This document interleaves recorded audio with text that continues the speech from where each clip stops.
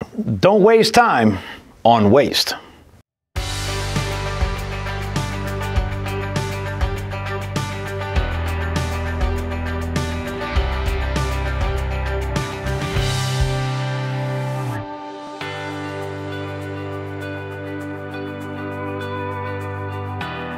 Hello, and thanks for tuning in to another When It Comes Down to It.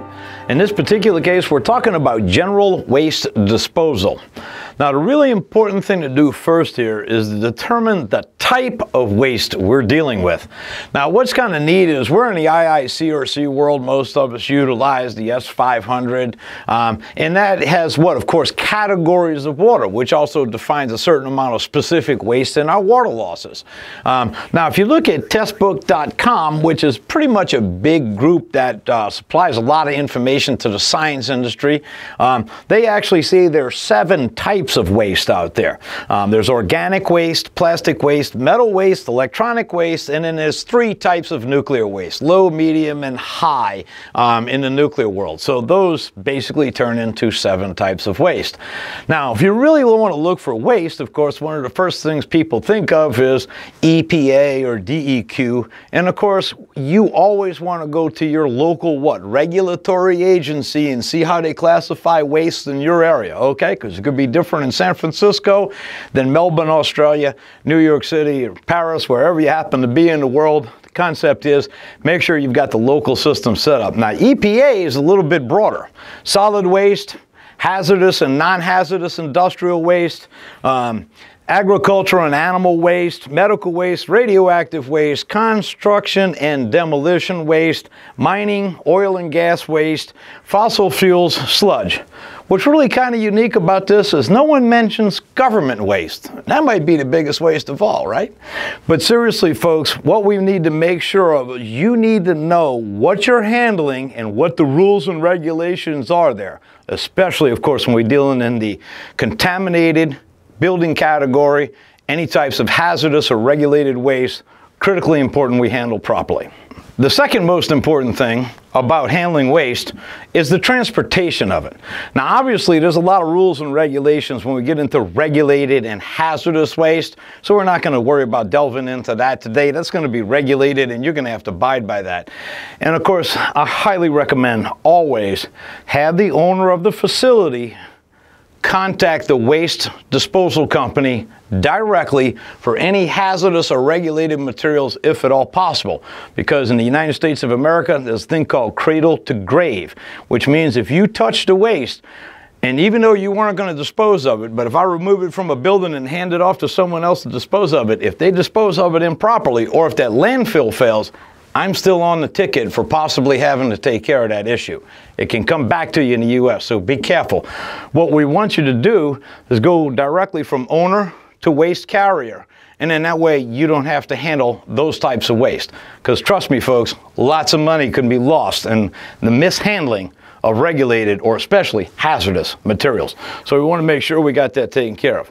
Now, one of the things a lot of us do in the world of restoration is we run our own dumpster trucks and whatnot. Now, obviously, if you've got a service, you're just going to take that money, put it back onto the bill, and charge it. But a lot of us have our own dumpsters and our own disposal, and many of us operate in more than one city or counties. So one thing that you have to remember is, let's not do like a friend of mine. He would go to work in the next county, and because it's a $100 fee to dump there, because it's out of county, plus, of course, the dump fee for the materials.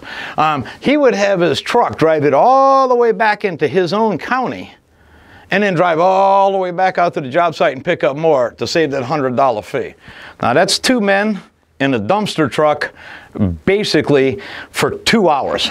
You can't tell me he was saving money by saving that $100. He was spending a lot of time and a lot of money when what?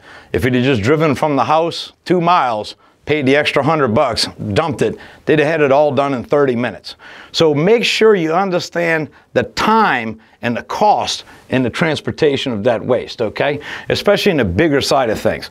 Now, on the smaller side of things, like a home or whatnot, look into rolling bins, rolling garbage cans, rolling dollies, and things like that to easily transport, especially heavy waste, out of the home.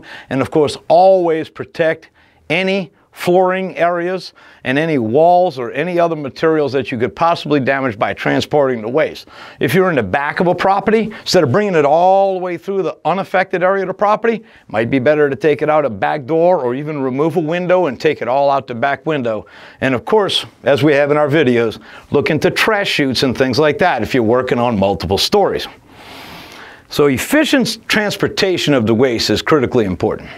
So step number 3 is basically understanding the regulatory side of the world. Somebody in your company should be HAZWOPER trained.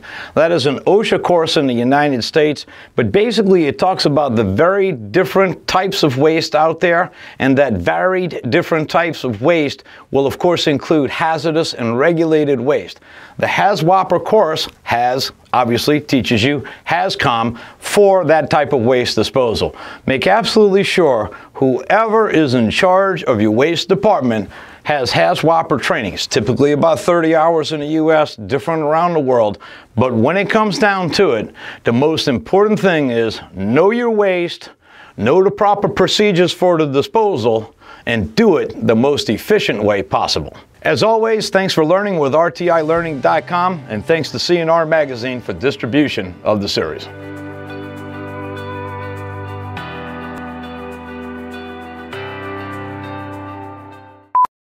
Hello, and thanks for tuning in to another When It Comes Down to It. That's close. You got it. You just delayed it. The sheer effort to not say. It's like him in the room. Yeah, that's it. No, I got to blame it on somebody. I can't blame it on myself, man. The most important thing about regulatory and hazardous waste shippers, if I could read this doggone thing, I'd have it covered.